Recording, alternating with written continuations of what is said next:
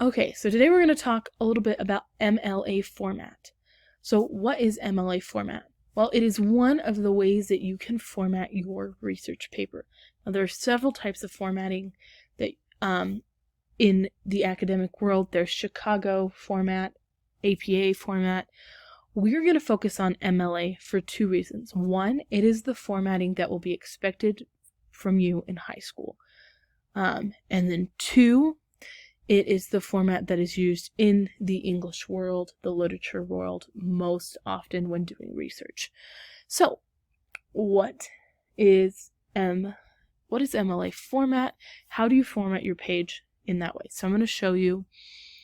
And as we're going through this, I want you to pause and make the changes on your draft as we go. So the first thing I want you to change about your draft is I want you to make sure it is 12-point font times New Roman. That is one of the expectations of MLA, is that it's 12-point font and it's times New Roman. And in case you didn't know, one cool thing that you can do is if you push Control A, you can select your entire text, and then I can come up and I can change the font and the size of the font. The next thing you're going to want to do is change the spacing. So come to your spacing. It needs to be double spaced.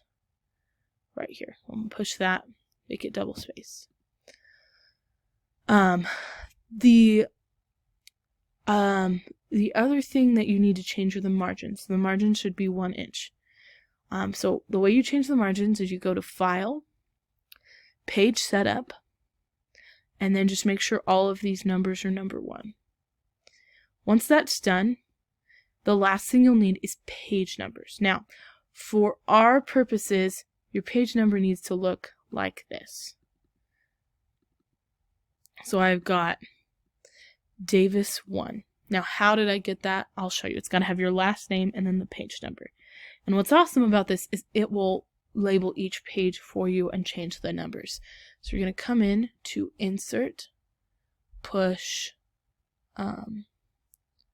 page numbers, and now you've got all of these options. You are going to want to pick this option right here. So you want your page numbers in the right hand corner.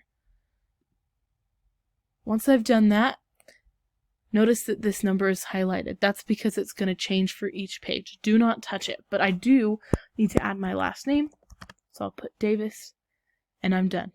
And as I add more pages to my document, it'll add it to each page. See, Davis 2. Okay. The final thing that you need to do is add your header. MLA format header looks like this. It starts with your first name. Then you put a space, your professor's name or teacher, which is me, so put Miss Davis, the class, pre-AP 8th grade English, and the date. Now notice the date's a little different than normal. You're going to want to put the day first, the month, and then the year.